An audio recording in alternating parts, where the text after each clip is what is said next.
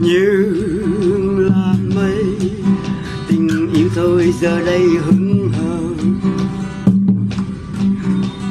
như làn gió, tình yêu thôi giờ đây hững hờ.